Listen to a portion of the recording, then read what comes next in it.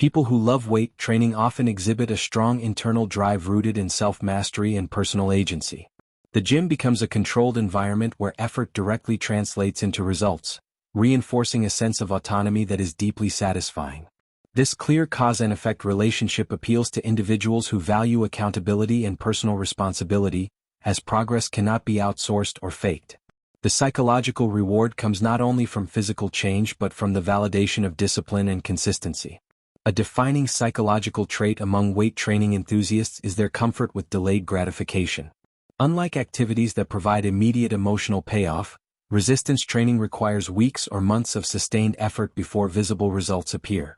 This long-term orientation strengthens patience, resilience, and trust in process-based thinking. Over time, the brain begins to associate effort itself with reward, reshaping motivation systems in a powerful way. Many individuals drawn to weight training are motivated by identity formation. Lifting weights is not merely an activity but a statement of who they are or who they are becoming. The repeated ritual of training reinforces a self-concept centered on strength, capability, and perseverance.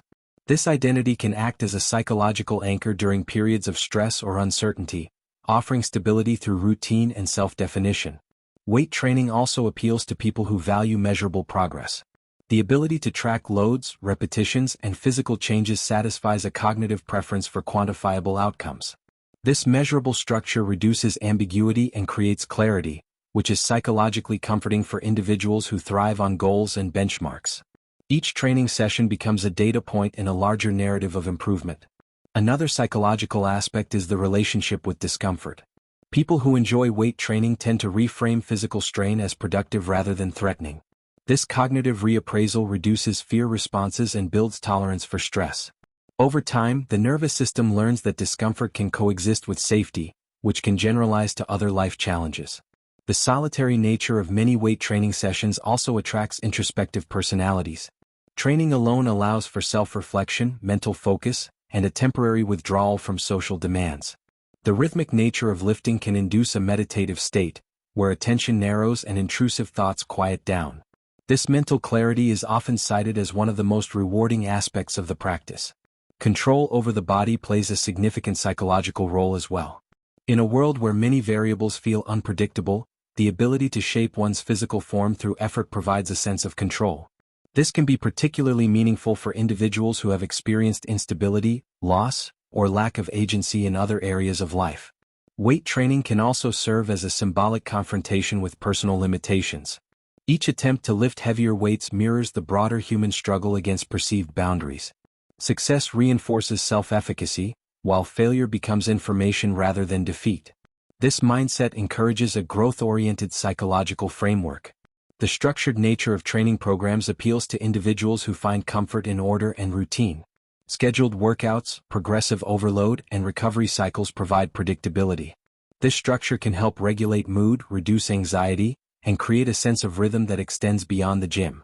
Ultimately, the psychology of those who love weight training reflects a deep alignment between effort, identity, and meaning. The activity satisfies fundamental psychological needs for competence, autonomy, and purpose. For these individuals, lifting weights is not just exercise but a language through which they understand themselves. Weight training is often used as a powerful tool for emotional regulation. The physical exertion involved helps discharge accumulated stress and tension, offering a nonverbal outlet for complex emotions. Many lifters report feeling mentally lighter after training, as if emotional weight has been temporarily lifted along with the physical load. The repetitive and focused nature of lifting provides emotional grounding. During intense sets, attention is pulled into the present moment, reducing rumination and worry. This attentional shift functions similarly to mindfulness practices, allowing individuals to step away from intrusive thoughts and reconnect with bodily sensations. For many, weight training becomes a coping mechanism during periods of emotional turmoil. Rather than suppressing emotions, the gym provides a space to process them through movement. Anger, frustration, and sadness are transformed into physical effort, which can feel both cathartic and constructive. The predictability of training routines offers emotional stability.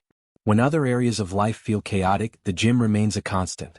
This consistency can help regulate mood by providing a sense of normalcy and control, especially during times of personal or professional upheaval. Weight training also contributes to improved self-esteem through competence-based confidence. Unlike appearance-based validation, strength gains are rooted in function and capability. This shifts self-worth away from external approval toward internal achievement, which is psychologically more stable and resilient. The hormonal effects of resistance training play a role in emotional well-being as well. Regular lifting influences neurotransmitters associated with mood regulation, such as dopamine and serotonin. Over time, this biochemical support can enhance emotional balance and stress tolerance. Another important emotional factor is the reframing of struggle. Weight training normalizes effort, fatigue, and temporary failure.